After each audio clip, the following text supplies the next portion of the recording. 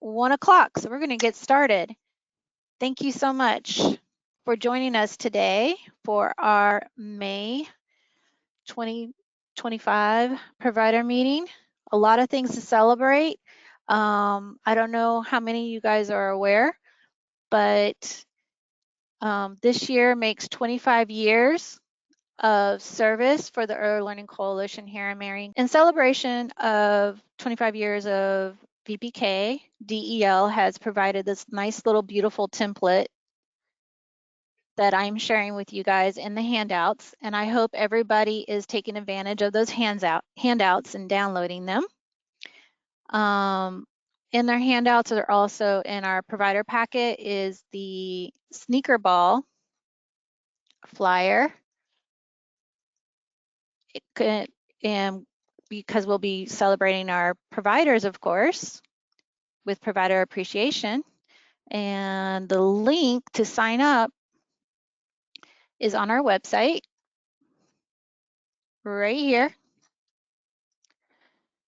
So you would go to home, then events, and down here is the link. Now this is for our early childhood educators that are contracted with the coalition.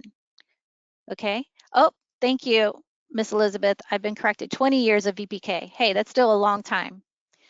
Keep me straight. So yes, 20 years of VPK.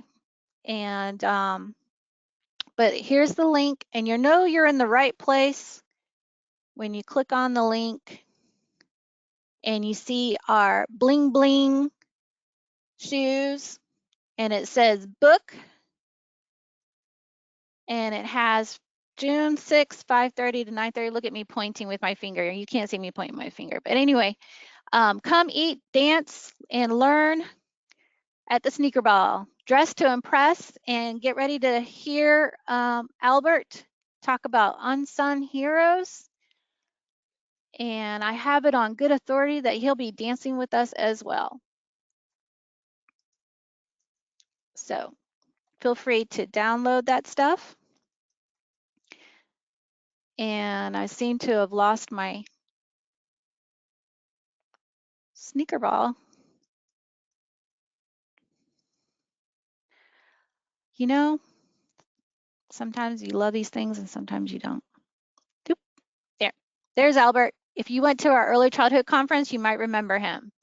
We had a lot of fun, and he'll be our keynote. So we'll have dinner at 6, doors open at 5:30, hint, hint. And keynote is at 7, and the ceremony, and then dancing. All right. Next on our agenda,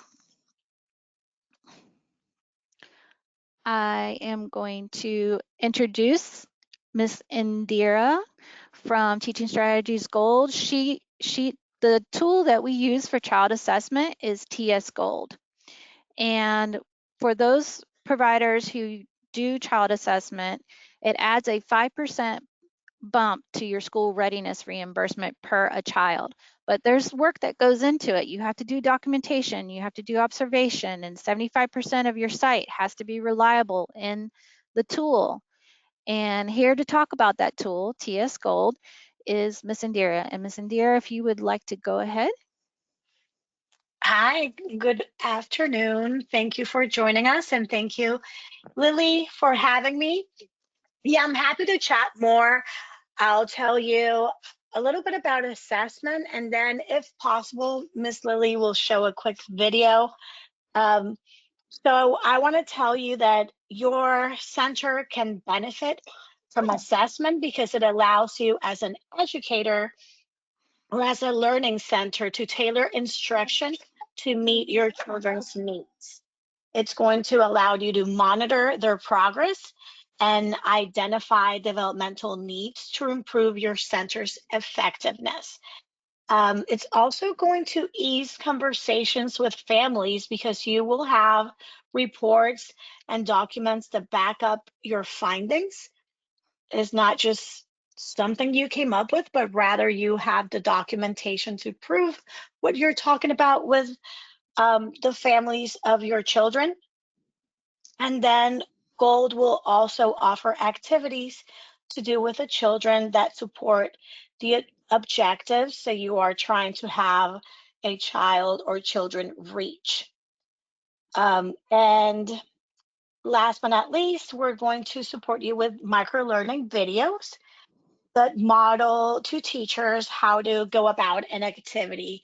So lots of support to help you measure progress, your children's progress, and even go beyond that, because really what we want to do is for you to get to know your children and be able to drive instruction. And I think we're ready for that video, Miss Lily. Okay. Some of you may not be able to hear it. Don't worry, I'm putting the captions on for you. Okay, so just hang tight and I will put the captions on. Captions. Whoop. Come on. Here we go.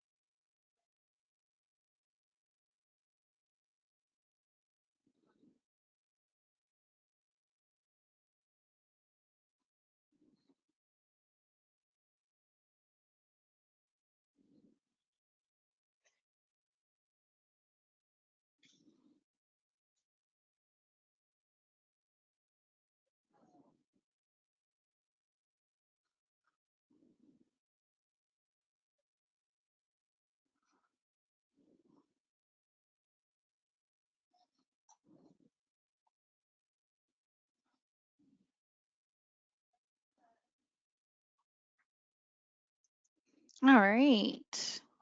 And let me exit out of that. Thank you, Miss Indira. Thank you for having me. So if you guys have any questions about gold, feel free to reach out to us. Can they reach out to you as well, Miss Indira? Yes, they can. When I prepared this, I didn't have a chance to add my contact information, but that can go out in the. No, it's okay. I can add it in the provider newsletter with your permission. Yes, please do. Thank you. Okay. You guys can look for those resources in the provider newsletter, and you can reach out to quality@elc-marion.org or Miss Indira if you have more questions about gold and myself for child assessment. And that's lhoward@elc-marion.org. Thank you. All right. And yes, I apologize there was no sound, but there was a caption.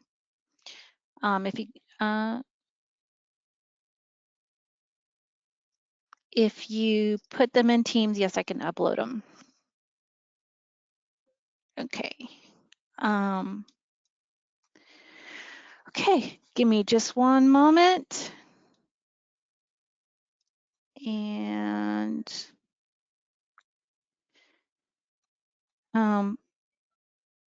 we're going to be talking about SR Plus and Rule 6M 4.4 in just a moment.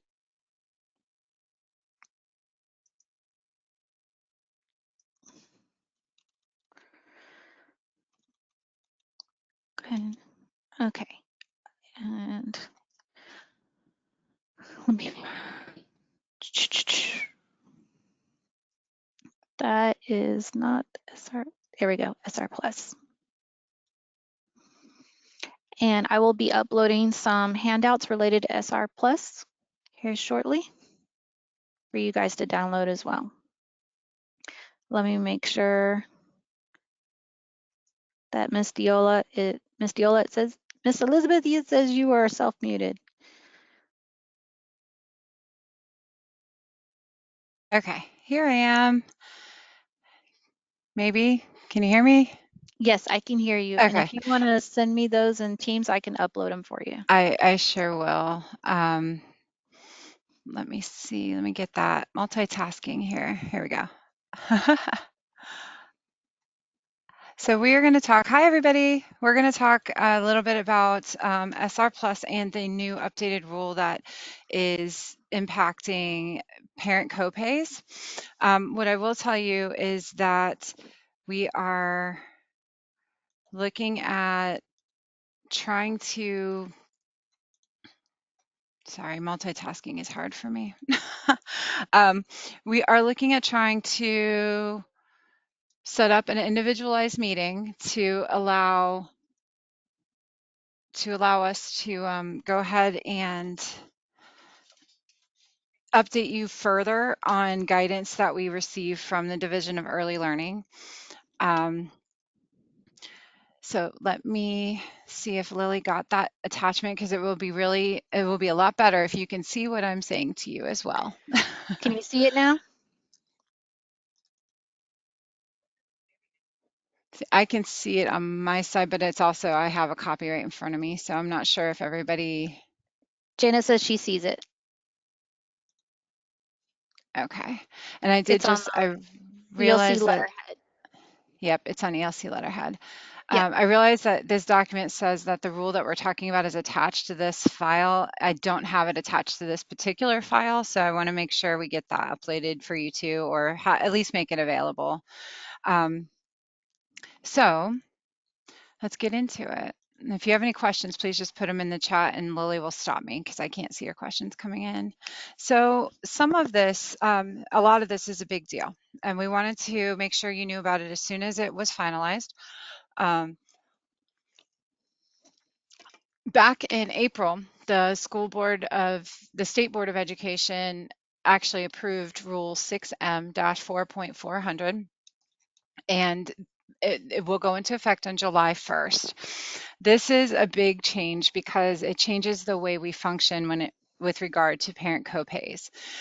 We didn't release it with the April provider meeting because we had no guidance on what it was really going to look like. We had the rule language, but oftentimes when rules get solidified, and a big change happens, it impacts a lot of systems that we work within, as I'm sure you can imagine, including your contracts and everything else. Because if you haven't noticed, you haven't signed your school readiness contract for next year yet, and that's because it is still in the process of being updated and released by the Division of Early Learning. So you definitely want to stay tuned for that. And Janet will be very vocal as soon as they're released, and you'll definitely want to look at your email when that happens so that you can stay up to date on everything. So let's get into it. The big changes in this rule include family copays. So as you all remember, you might remember, you might not, the sliding fee scale was established to determine a parent copay, and it was based off family size and the income of the family. And it would not exceed 10% of the family's total income. That is going away and being replaced with this rule that will not exceed 7% of the family's income. So now a parent copay will be assessed at not to exceed 7% of the family's income, and it doesn't matter what the family size is. I'm going to take a lot of pauses just because if you have questions, go ahead and put them in. We may not have all your answers right now, which is why we are probably going to schedule sometime in June a standalone meeting to talk about these changes and to give you more information as we get it. So let me ask if there are any questions yet.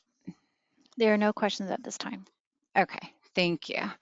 So then going down to the second bullet, when I just mentioned to you that the 7% income will not be based off family size. So right now, this change is going to remove the practice of using family size income to assess the parent copay. The cap, there's a lot of bullets that we repeat in here just because repetition is the key to understanding a lot of things and just remembering these changes.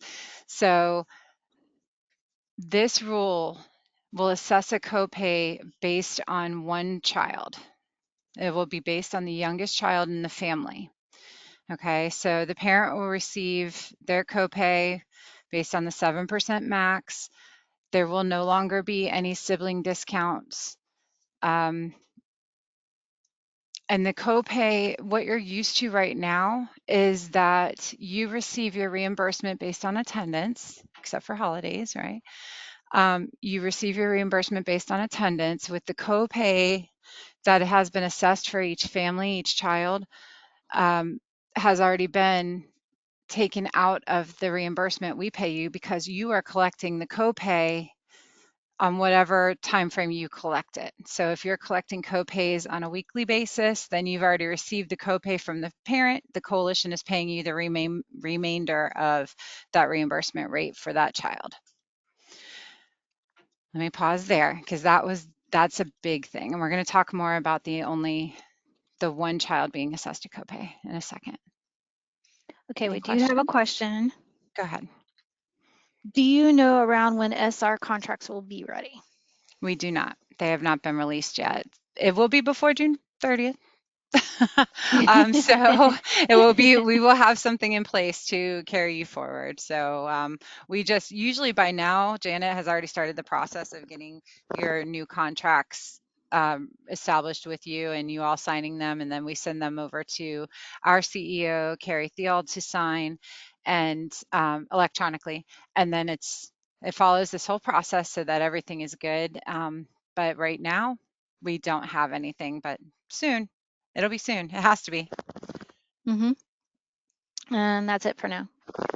Okay, so let's talk about the one copayment to one authorized provider. All right, so during the rule workshops that we participated in to listen to how this was going to roll out and other pieces of information that has come, this rule established that the copayment will be assessed on the youngest child. So to put that in perspective, if there's a family with 3 children, let's say they have a 4-year-old, a 3-year-old, and a 2-year-old, the copayment will be established with the 7% max of the family's income and will be assigned to the youngest child. So the parent will, when you get your certificates of eligibility that for school readiness that tells you what the copay is, you're going to get 3 certificates because the or you're going to have all 3 children listed on their certificate, but the co-payment is going to be only listed on the youngest child. The other 2 children might have a 0 copay, should have a 0 copay after July 1st anyway. So you're only collecting whatever that amount is listed for the youngest child. That's what you are required to collect and provide a receipt for to the parent. And you need to keep a copy of those receipts, because when our compliance team is doing your is reviewing your files, they're asking you for a copy of proof that you have charged a copay and collected it. So you want to make sure you maintain that. Now, the question you're going to have is, what about differentials for the other kids? If you charge in a differential, is any fee that you charge, so if you have a private pay rate of $10, but the coalition will only reimburse you $6, your differential for that child is $4. Now, you can still charge that differential for all children enrolled. So let me say that one more time. So if you have differentials in place, some of you don't. A lot of our family child care homes just accept the reimbursement rate the coalition provides. Many centers have a little larger of an overhead cost, and they do charge a difference between their private pay rate and what the coalition is able to reimburse. So if you have differential fees while you're not collecting parent co-payments for each child, you're collecting the differential fees if you have them. Now, please know that those do need to be publicly displayed. The parent needs to really clearly understand how your fee system works, how you're determining what their fees are. One of the things I will tell you is, if you're off even by 10 cents a week, sometimes we get a call from a parent that says, why am I being charged this from our provider? And then we reach out to you and we try to determine what's going on, and just work with you on making sure the parent understands what they're paying. Let me pause. Any questions on that? Yes. Okay, Okay. go ahead. So we have what will happen if the parent chooses to not enroll the youngest child and only enroll the older children to avoid paying said copay? That is a great question. And I think I don't have a direct answer for you, but that is something that we definitely need to make sure we get addressed from DEL. What I'd like to say is that the parent does not have a choice if they are enrolling in services. They will have to pay a copay.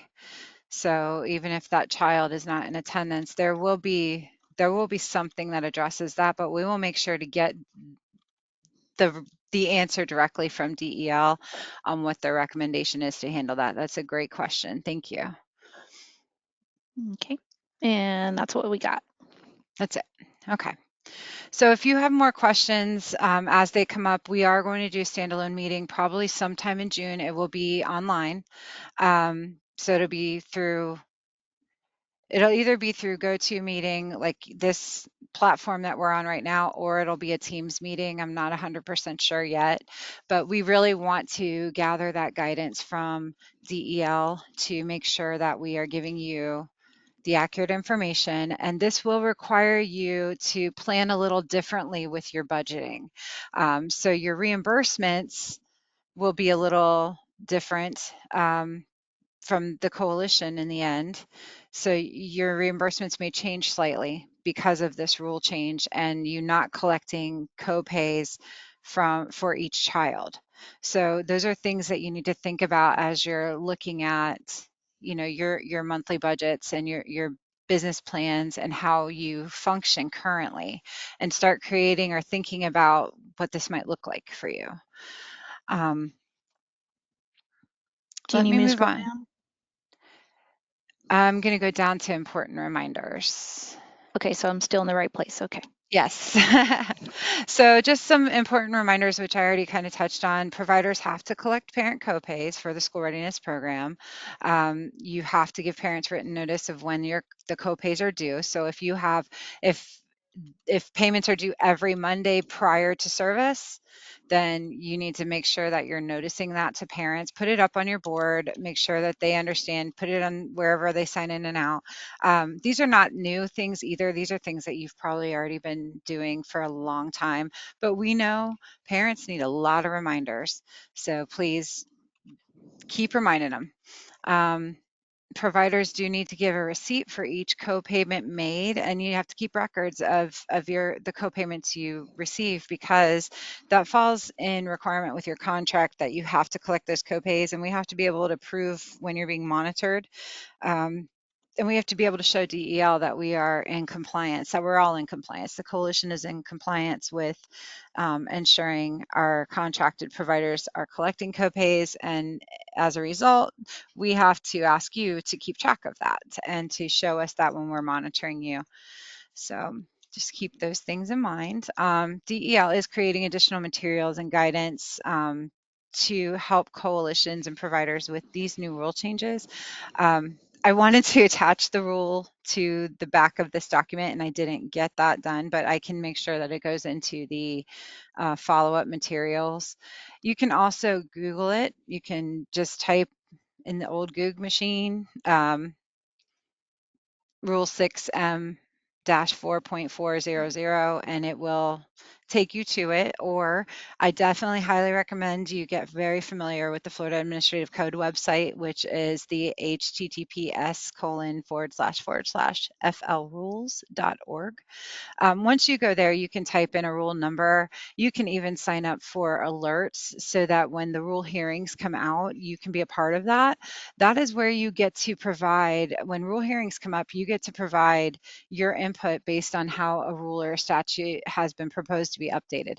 So it doesn't mean that everything is going to change if you don't like something. However, your voice is very powerful. And, even I think, and I think our team here at the coalition would agree, your voice is a lot more powerful than ours when it comes to these rules and the division of early learning, because these Yes. directly impact you and the service that you provide to our community. So it's important that they understand what it looks like on the front line of this when you're being impacted. So when new rules come out, I know our team tries to share when the rule hearings are coming so that you can plan accordingly and get on those rules. And we do have a few providers that do participate regularly, and you can give your feedback and your comments. And sometimes it's appropriate to ask questions in those rule hearings, and other times they won't really address questions per se, but they will address comments. Like if you say, this isn't going to work because of A, B, or C, whatever your thoughts are on it.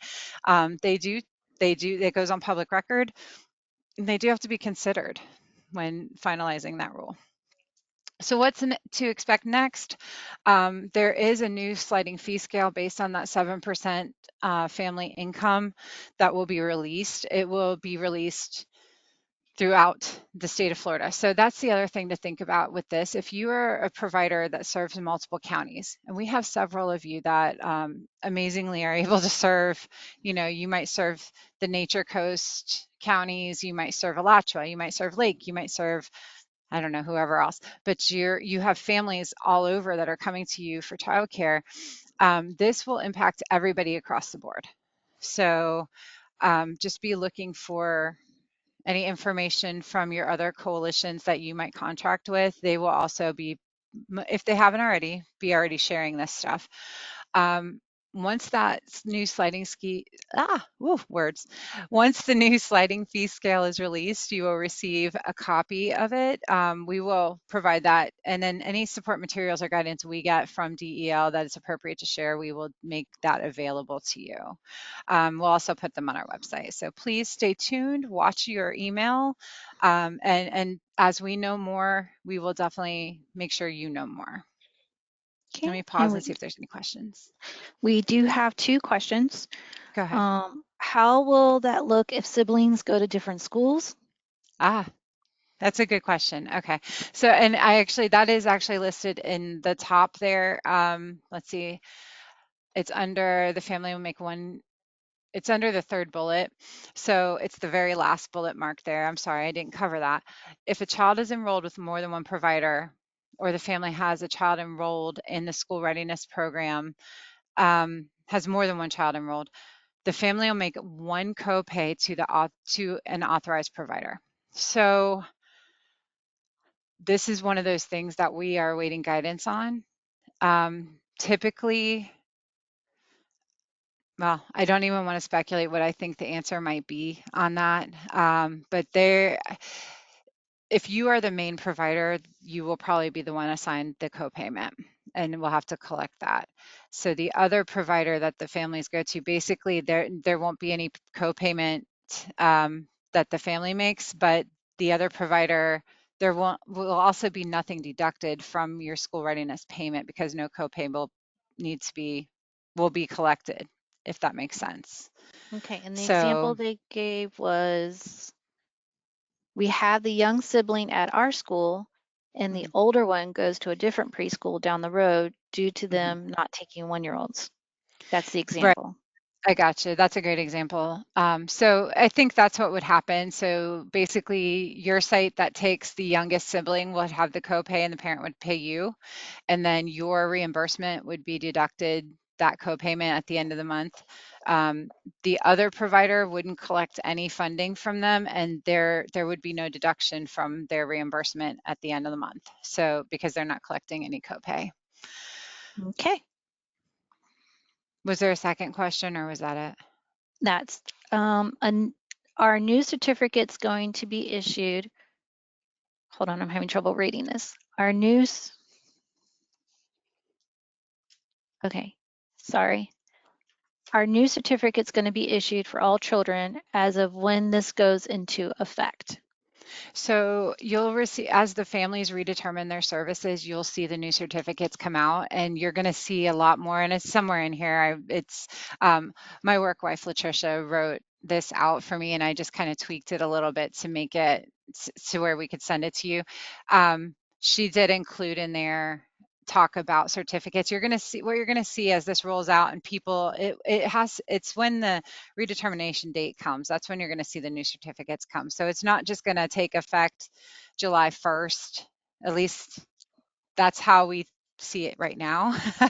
If that changes, if everything flips over July 1st, we will definitely let you know. But as of now, I believe this is going to go into effect as of July 1st. So that is when you'll start to see, when families renew their services, you'll start to see this change happen. So up Okay. until then, we continue to work on the current criteria that's in place. Okay. And then I just want to make sure I understand this. If there is a family with 3 kids, the youngest will have the copay on the certificate and the others will not have a copay. However, we Correct. are getting reimbursed for all the kids at their reimbursement rate. So essentially, we are charging just the differential based off of their reimbursement rate of their age. For the 2 older kids, the youngest child is getting charged for the copay. Correct.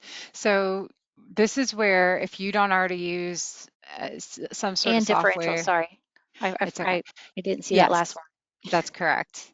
So if you don't already use some sort of software to help you determine what the differentials are going to be, or an Excel spreadsheet or something where you create and you can pop in all of your kids that are school readiness kids. And so you're absolutely right. The youngest kid will have the copay plus their differential due to you. The next child and however many siblings in that family are enrolled with you will not have a copay. You will only charge them the differential. So the sliding fee or the reimbursement rates that the coalition pays you is going to be really important for you to see that, to use that when you're determining what your differentials are going to be. And I'm not sure that any of that is going to change. I believe that is going to remain the way it has been over the past couple years. Okay. And then we And that is have, set by the state. That is out of the hands of the coalitions. oh, okay. All right. And we have a couple more questions. You ready? Go ahead. Mhm. All right.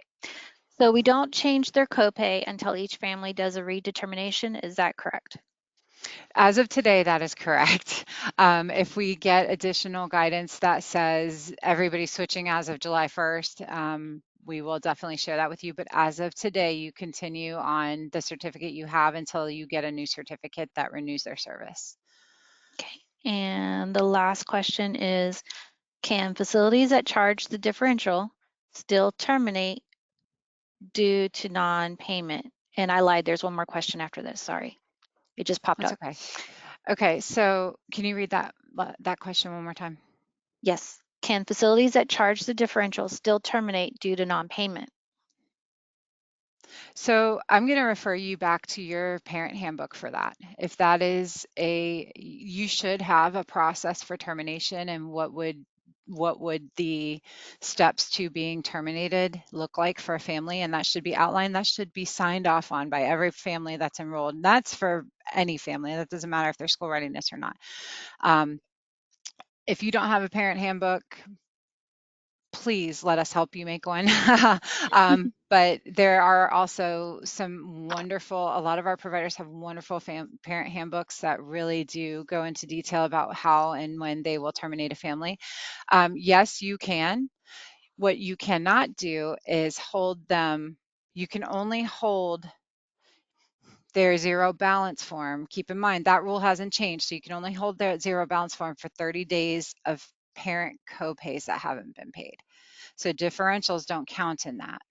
So if they haven't paid their differential to you, but they've paid that copay on that one child and they're trying to transfer out, and I know that's not part of your question about the transferring and the zero balance, but regarding termination, if they're trying to transfer out, but they've paid you their parent copays, you have to give them that zero balance form and let them go.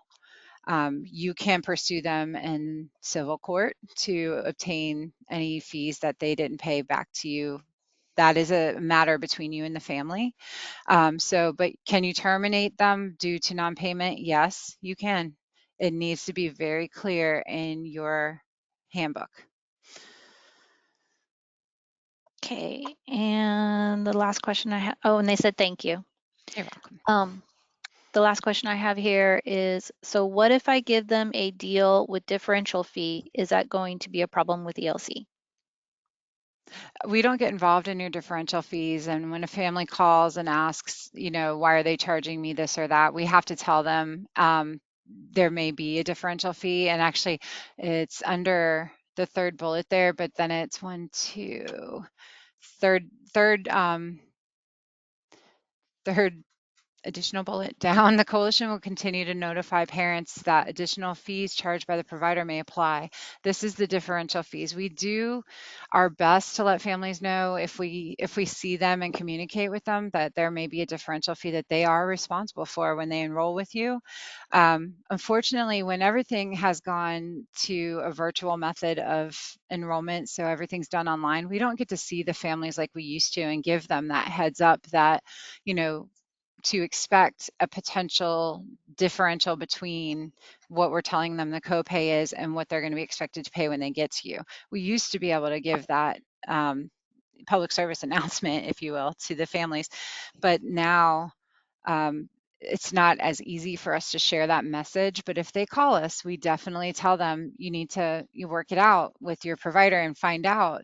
And sometimes what we'll say, what I will say, I can't speak for my counterparts, but I will encourage them to have a meeting with you and even go down line by line so that they can understand how your charges are occurring for each child, each family, however you work it out. I, as a parent myself, I just try to go with what would I do if I was not understanding what I was being charged with, and what would I do? I would just ask you to break it down for me so that we can come to an understanding together and everybody's getting what they need. So, any more questions? No, they said, okay, thank you. You're welcome. Okay, so moving on then to the School Readiness Plus program. This is just a quick reminder. This is a program that's in effect that went into effect last September in response to a House bill and a Florida statute. This program, School Readiness Plus, SR Plus, as you hear us refer to it, is really put in place to keep those families that are really doing what they're supposed to be doing on the program, which is becoming more independent, making more money, not being, not needing as much financial assistance. We really want to support them in that transition. And so a lot of times what we're finding is that if a family thinks that they might not qualify, they're not redetermining their services. So this is just our desperate plea to you.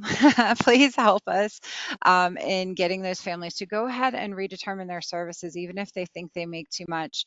Now, things to keep in mind for the SR Plus program, they do already have to be in the school readiness program. So they have to be a client already of yours, a family that's already in school readiness to qualify for the SR Plus. They can't come into the program making beyond what the limitation is financially and join this program. So this is really a way to kind of cushion that transition from receiving financial assistance to not. Instead of, we used to call it the a cliff, right? Like the parent is working really, really, really hard, walking up this mountain to become financially independent with their children, and then all of a sudden, they hit that top of that cliff and there's no more assistance and they just drop. And we have seen families actually deny or ask their employer not to give them a raise, if you can imagine that, because they're afraid of losing their services. And that's not okay. So this program was really put in place to be that buffer between income eligibility and receiving that financial assistance, and then, continuing to grow your family and support financial independence.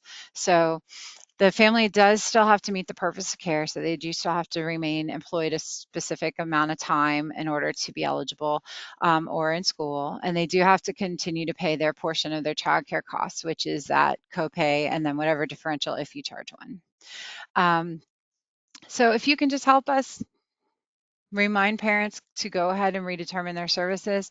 I will tell you, we have recently experienced a large jump in the number of families that are kind of waiting till the last minute to redetermine. And then we've also seen a large jump in the number of fraudulent cases that we're getting. There are many families that are being investigated for fraud because they are not meeting the purpose of care. They're fraudulently submitting pay stubs that they've created themselves. They are really taking it to the next level. And then unfortunately, when we tell them, I'm sorry, we can't approve you for this care, they're really acting out and they're really mistreating us, our staff. It's been a real rough couple of months over here when it comes to that. And I imagine if they're doing that to us, they're possibly treating you that way as well. And that's not okay. And I hope that you won't, I hope you will remain professional and remind them that we are all in this together, that you as the provider, them as the parent, us as the coalition, we are together in this to help support their children and get them ready for kindergarten. So that's all I have. Stay tuned, watch your email. Contracts are coming, more information on both of these, the 6M-4.400 and the SR Plus. Probably not more information on SR Plus. It is what it is. We just wanted to remind you that that is an option for families that are almost ready to age out, if you will, of the school readiness program.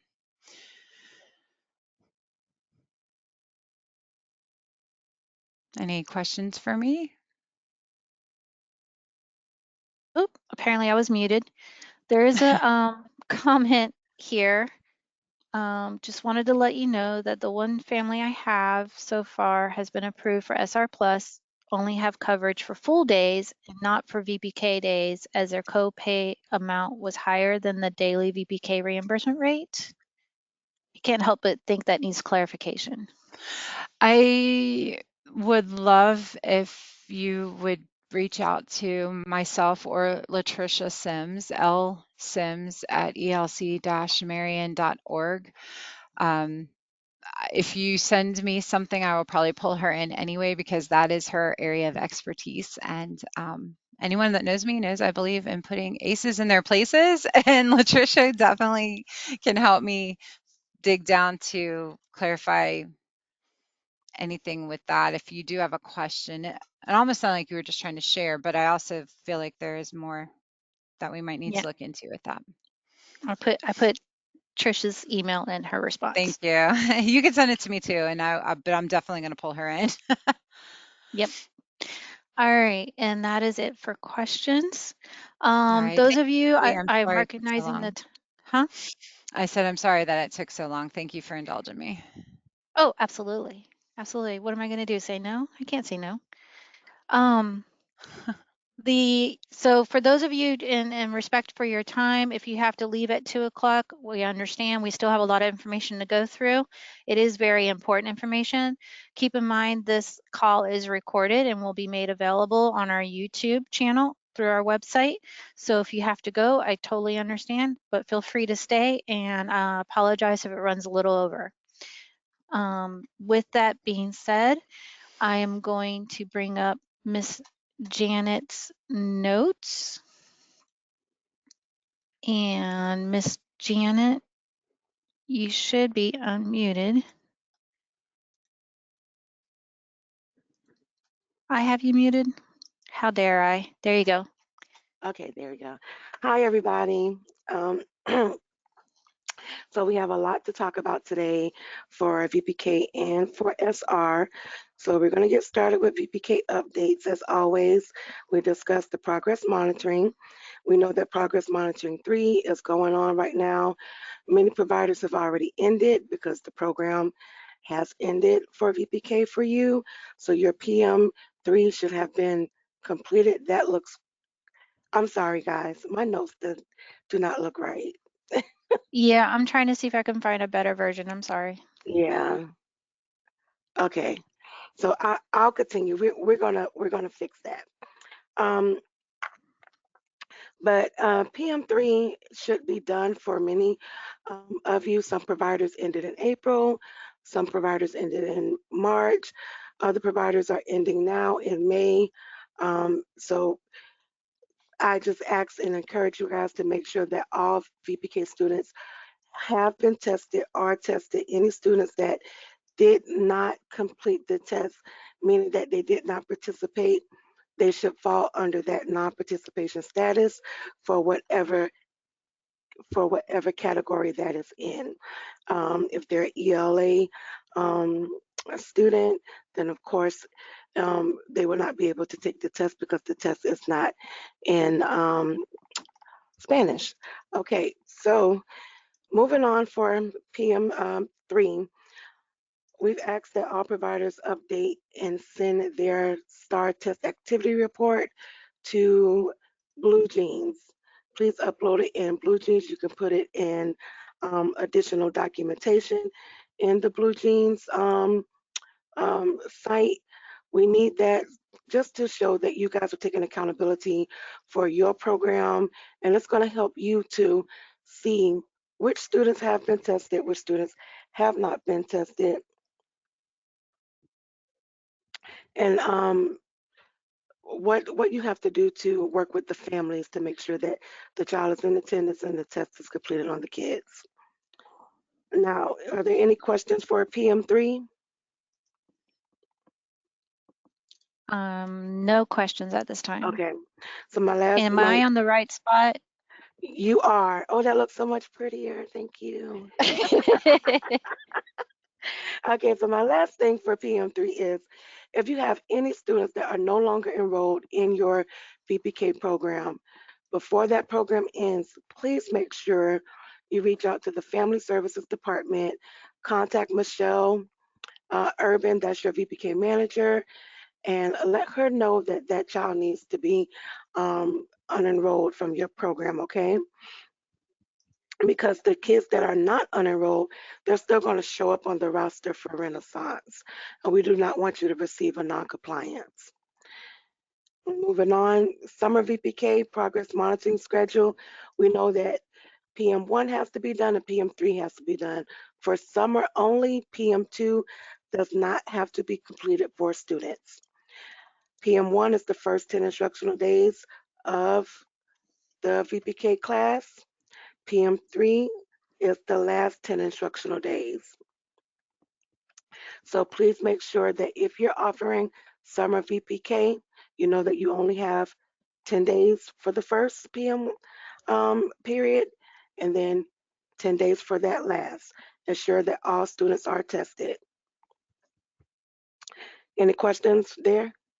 No, but I Okay. just wanted to let everybody know that Rule 6M 4.2 has been uploaded to the handouts, so please feel free to download it. That's the rule in correlation to what Elizabeth was talking about earlier.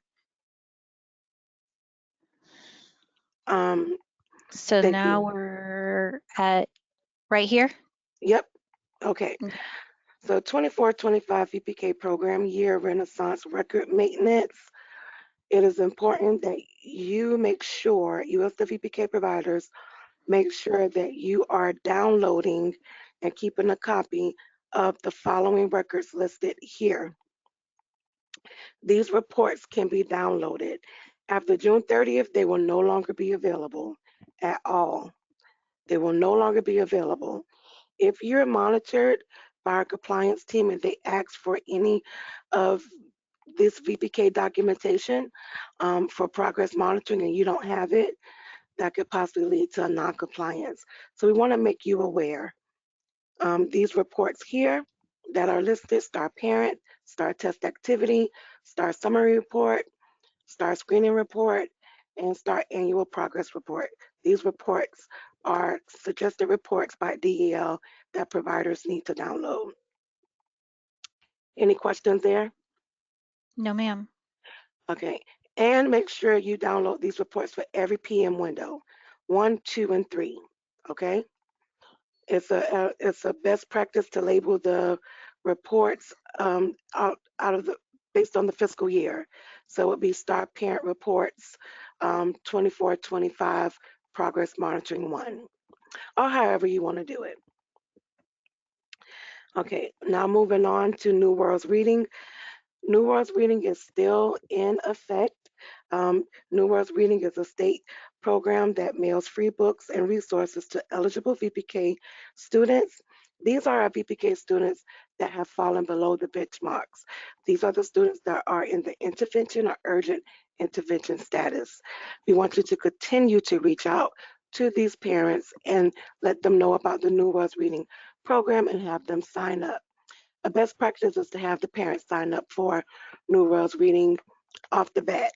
So at any time that child does fall below the benchmarks, they are eligible to start receiving those free books. I'm going to take a pause. Any questions, Lily? No, ma'am. Okay, now getting into the fun stuff with the contracts.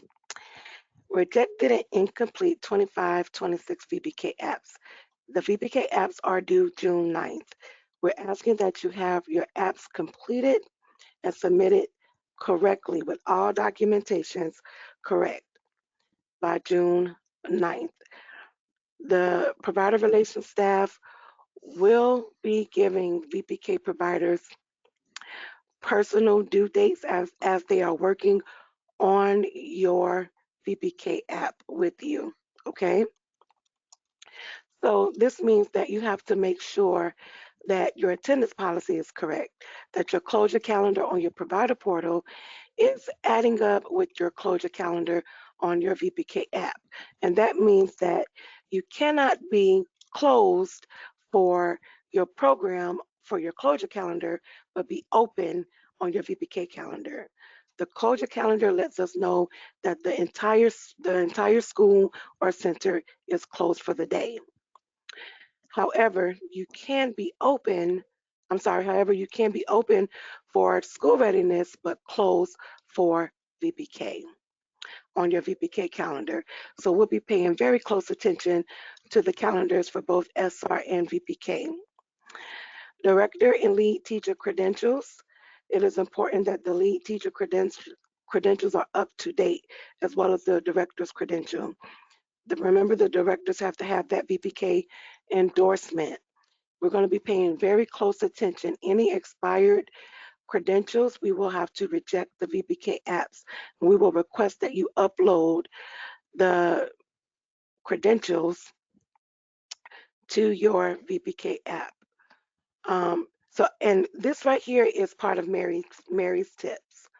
I see she's going over.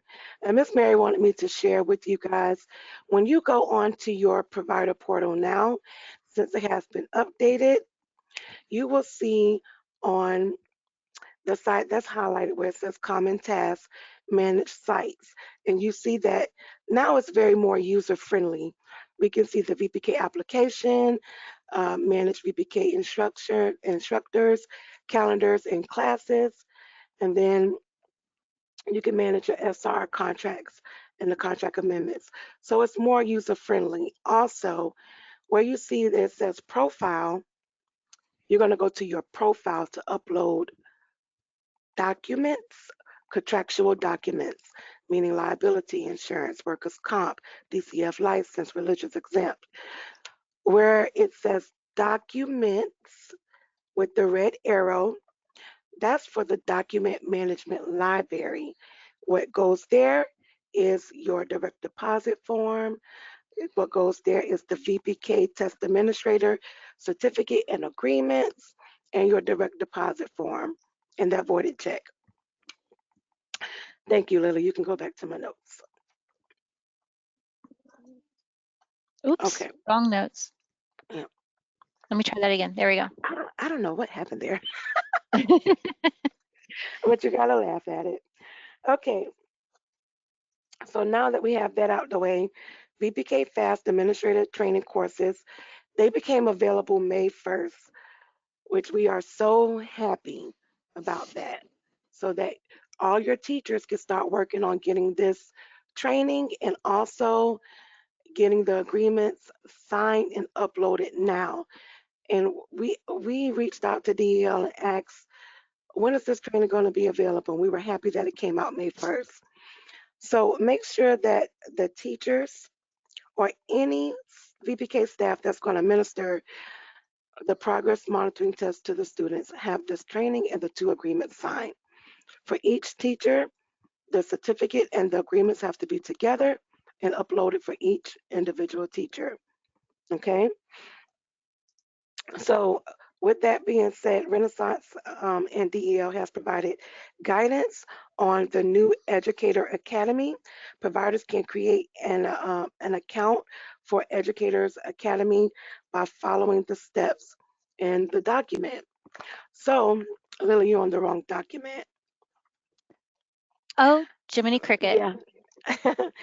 So I want to point out to you that your teachers, your staff that is going to take this training and sign these agreements, they have to create their own account. They're responsible for creating their own account.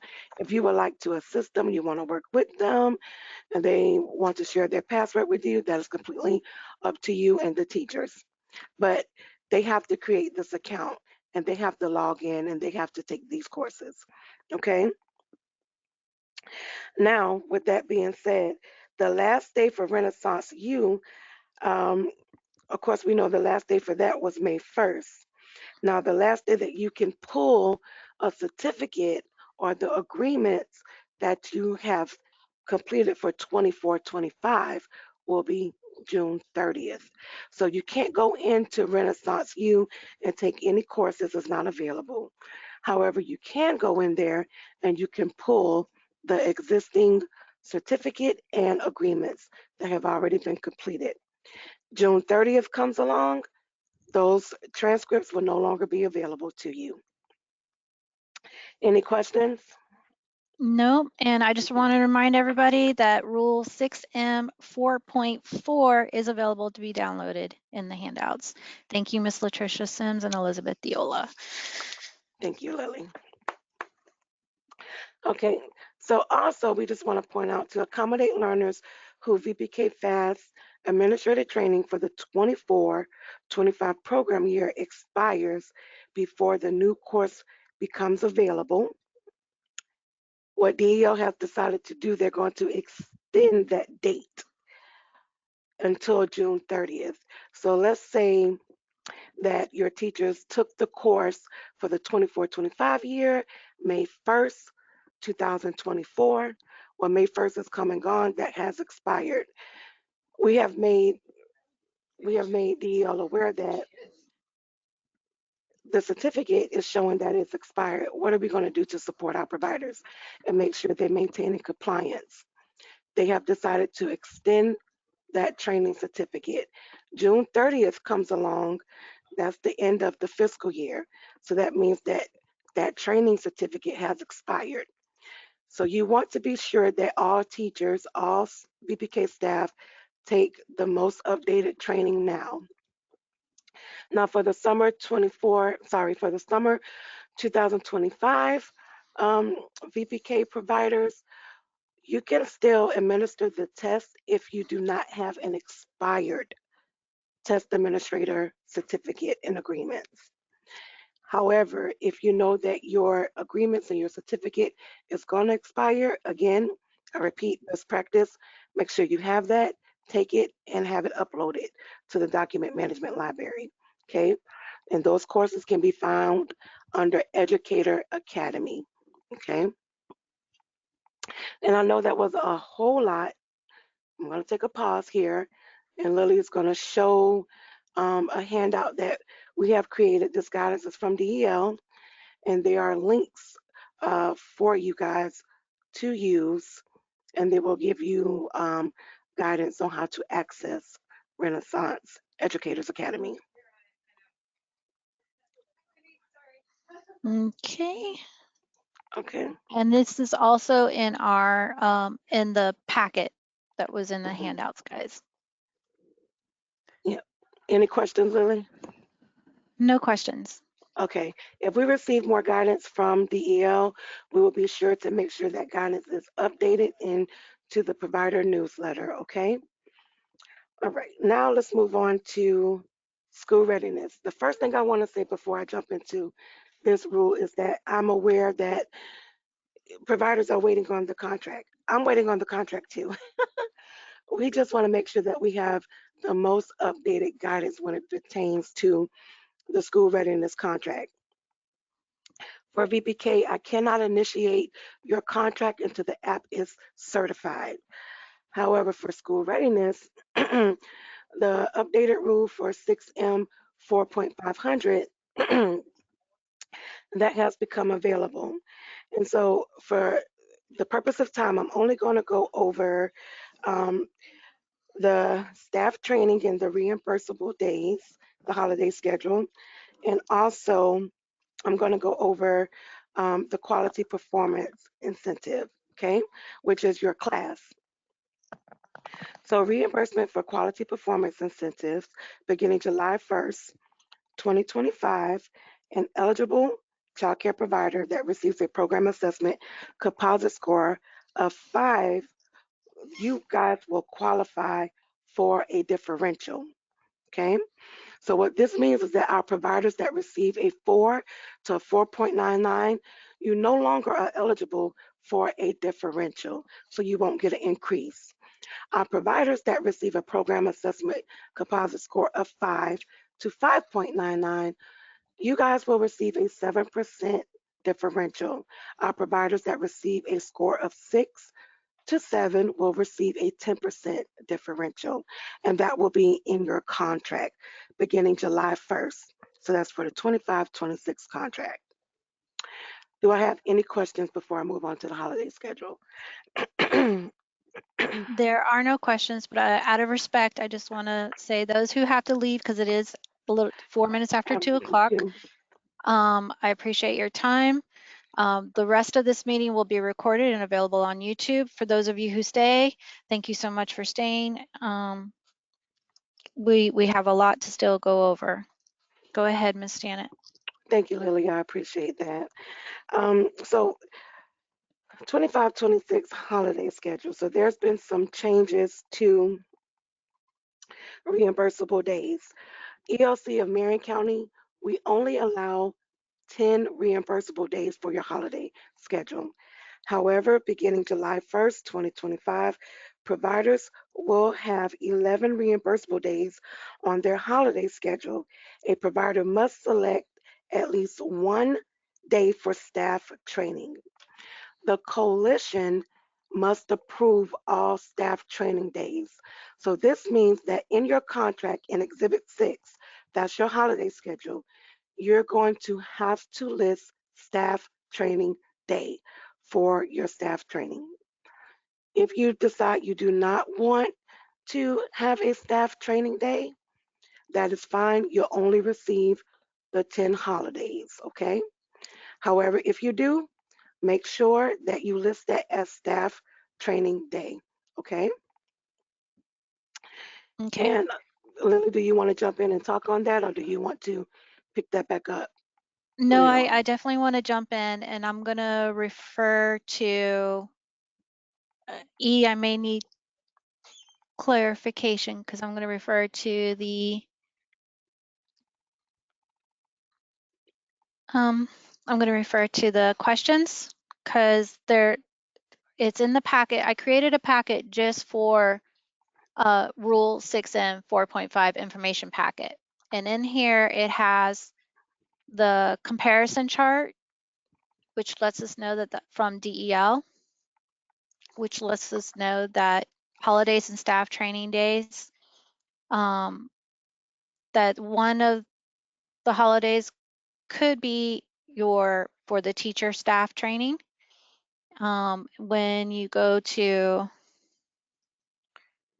the frequently asked questions in the packet, it addresses specifically about the staff training days. And this, Where Lily, I can jump in and tell you, we are going to cover this as well in more depth in that standalone meeting that we're going to hold Yeah, in June. So we'll be picking a date for that really soon and sending it out so you all can put it on your calendar, so that we can cover this too. yeah, but it's going to be on Exhibit 6 in the contract for the date observed. And what I did is I also, in that packet, it talks about what is approved trainings, and it refers to OEL SR 35. So I included that in the packet as well, which describes the key competencies that are accepted as part of the trainings. So feel free to review that packet and to take a look at these frequently asked questions in the comparison chart. Okay.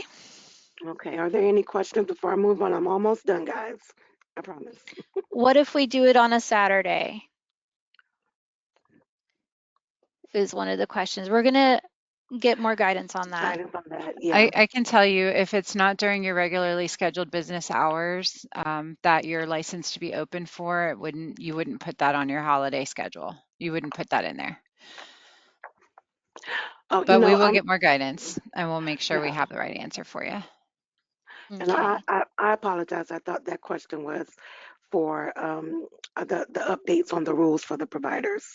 Um, yes, the staff training should be a reimbursable day for a day that you are in operation. Okay, so now I'm going to move on to provider documents, move on to the last two parts of my notes. Providers, I ask that you please ensure that you are notifying the coalition in a timely manner when there are any changes to the policy of your insurance and updating contractual documents to the provider profile on or before the document expires. Also, in addition, please ensure that the address and the spelling of your business name as well as ELC is correct on the documents. Okay, we're finding a lot of documents have a lot of discrepancies on them where your zip code is not correctly listed on your documents or your name is misspelled. Sometimes our name is not on there for your liability insurance. Sometimes we're not listed as certificate holder or additionally insured, and that is a requirement of your contract.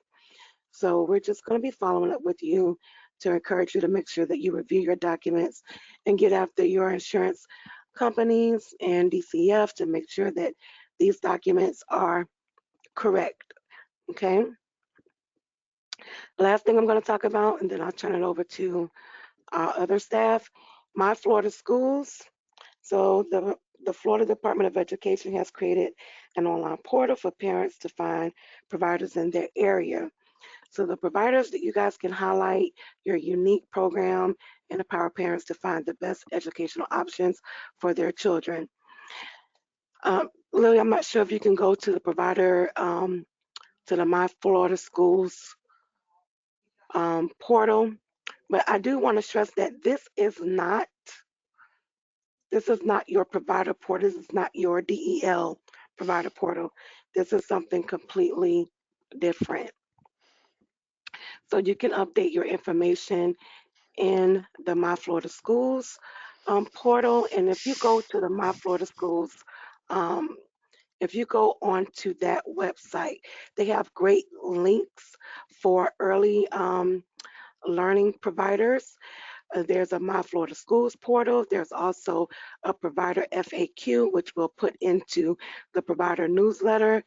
They have a provider handbook that's a PDF for you to take advantage of, and they have a social media toolkit. I will have these resources available. If you contact me and you need them, I'll download them and share them with you. Just give me an email. You can email quality at elc-marion.org or email me at jelc@elc-marion.org. And that is it for me. I know that was a lot. Thank you guys for being patient and listening. Okay, Lily, back to you. Okay, so we did have a question, Okay. and that was what portions of the new rules effective July 1st are not yet updated in SR 20 contracts for the 25-26 contract year. Some ELCs are already initiating SR 20s for the new year. So we want to make sure that the we want to make sure that the staff training day is updated in the contract. So that's Exhibit 6. That is the holiday schedule. We want to make sure that we're reaching out to DEL to see, are they going to have trainings for you to choose within the contract? And we're waiting for guidance from DEL. If we initiate the contract now, we have you put that date. There might be a chance that they update the contract and we have to do a contract amendment. We hope to start initiating contracts by the end of this week, early next week. I'm eager to get them started just like you guys are. I do want to stress to you, the minute that I initiate your contract, I'm going to send you that email and I'm going to give you a call too, just letting you know that the contract has been initiated. And if you need help walking through signing the contract or putting in your holiday schedule where to locate that Exhibit 6, I am available to help you. But you will absolutely know when the contracts are ready to roll out. Thank you so much, Janet. You're And welcome. then, so one of the things one of the things I wanted to just bring out to you guys is professional development. Albert has a training. He's doing the keynote, but on June 7th, he's also doing a training, motivating children with difficult behavior. Feel free to sign up for that. It is free and it will be here at the coalition.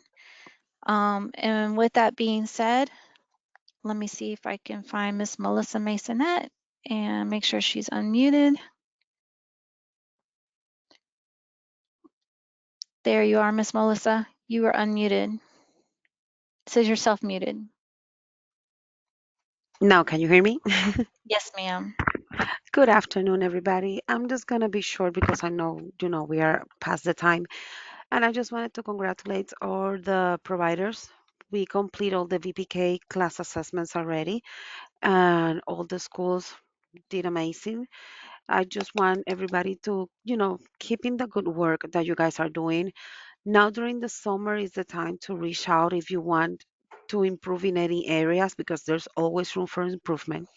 You can contact me and we can set a meeting and see in which areas we can help your schools. just let me know. And then something else, we are almost done with the school readiness. By the beginning of June, we will be done with all the SR observations. So that's another big thing. Everybody the same. I think that I've been seeing a lot of improvement in all the staff and in each one of the facilities, and it really shows that you guys are taking advantage of all the handouts and all the things that we send you guys to get ready for those observations. So now we just need to work hard for next fiscal year because this is not going anywhere. So we just need to keep getting ready to be more successful and have those scores raised every year. Quickly, the providers that are going to be having VPK summer, we just per the rule, we just wait 5 days after the first day of VPK, and then we will start sending the 2 weeks windows. So just be ready with your staff for the VPK summer observations, okay? Thank you so much and congratulations to everybody. Thank you, Melissa. Thank you very much. And congratulations, all the VPK class assessments done, yay. And Miss Michaela, you are self-muted.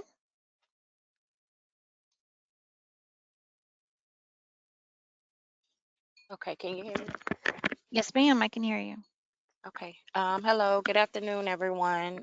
Today I'm just going to go over a little bit the difference in a provider having a school readiness monitor versus a attendance monitor. The coalition must conduct monitoring activities in accordance with Rule 6M-4.630 to ensure the accuracy of payments of the monthly reimbursement request. Okay, so for the school readiness monitor, the counselor sent out a letter advising that you have been selected for a monitor and the documents that are needed with a due date.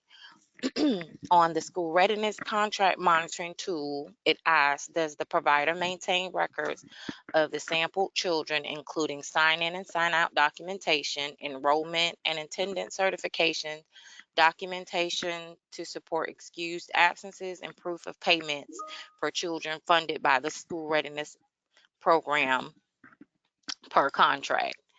Okay, it will be a sample of children that the documents are asked for, including 5-year records. On the school readiness provider contract monitoring tool, we are to review a sample of 5 child records, which include payment certificates, sign-in, sign-out documentation, enrollment attendance certifications, documentations to support excused absences, and proof of parent co-payments to include children who were terminated or who were enrolled and paid for 5 years prior to the date of the on-site visit. So again, the school readiness monitoring tool that deals with the on-site monitor that the counselors conduct. There's also a attendance review that we are required to do, which the coalition does a random selection of providers to be monitored per month. We are to monitor a sample of at least 25% of the school readiness program provider child files, and then that's just monthly. It's just a random selection. The counselors will send you they'll review your attendance, and then they will send you anything if they need documentation of absences or anything, or any questions as far as why this child was signed in or out by the provider or things like that. So that's the difference. There's an attendance review that's done, and then you have a school readiness monitor that's completed. Any questions? I don't see any questions.